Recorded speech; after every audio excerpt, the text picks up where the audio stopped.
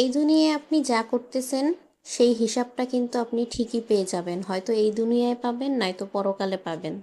তো hello everyone, আসসালামু আলাইকুম। চলে আসলাম নতুন একটা রেসিপি নিয়ে।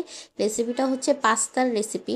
তো ফার্স্টেই হচ্ছে আমরা পাস্তাটা সিদ্ধ করে রেখে দিয়েছিলাম, তারপরে এখানে তেল দিয়ে দিলাম, তেলের মধ্যে পেঁয়াজ দিয়ে তারপরে এখানে আমরা হচ্ছে গাজরটা দিয়ে দিলাম। যেহেতু গাজরটা একটু শক্ত থাকে, তো হার্ড থাকে, তো এই কারণে গাজরটাই আগে দিয়ে দিছি। গাজরটা দিয়ে ভালো করে ভেজে এর মধ্যে কিন্তু আমরা আগে থাকতে ঝুরা করা ডিম ভেজে নিয়েছিলাম, সেই ডিমটা দিয়ে দিলাম। আর হচ্ছে চিকেনও ভেজে রেখেছিলাম, চিকেনটাও দিয়ে দিলাম।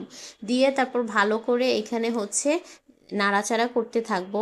তারপর নাড়াচাড়া করে এখানে আমরা হচ্ছে পরে এখানে আমরা মশলাগুলো দিয়ে দিব। তো এখানে হচ্ছে আমরা টমেটো কেচাপ দিয়ে দিলাম, টমেটো কেচাপটা হচ্ছে পরিমাণ মতো দিলাম। দিয়ে তারপরে হচ্ছে আমরা এখানে সয়া সস দিয়ে দিলাম। তো আমার কিন্তু সয়া সসটা ভালোই লাগে। তো এই তো এখানে হচ্ছে আমরা হালকা একটু মরিচের গুঁড়া দিয়েছি, আর হচ্ছে ম্যাগি মশলা দিয়েছি, আর হচ্ছে ধনিয়া গুঁড়া দিয়েছি। তো দিয়ে ভালো করে এটা মিক্স করে নিলাম। তো ভালো করে মিক্স করতে হবে যেন প্রত্যেকটার গায়ে গায়ে মশলাটা লেগে যায়। তারপর হচ্ছে আমরা এখানে কাঁচামরিচ কুচি দিয়ে দিলাম। তারপর এখানে হচ্ছে আমরা 2 রকমের পাস্তা দিয়েছি। তো এই তো পাস্তা দিয়ে আমরা ভালো করে মিক্স করব। ভালো করে নুডলস রান্না করি আর পাস্তা রান্না করি, এগুলো কিন্তু মিক্সারের উপরেই কিন্তু আমাদের স্বাদটা আসে। তো আমরা ভালো করে মিক্স করতে হবে।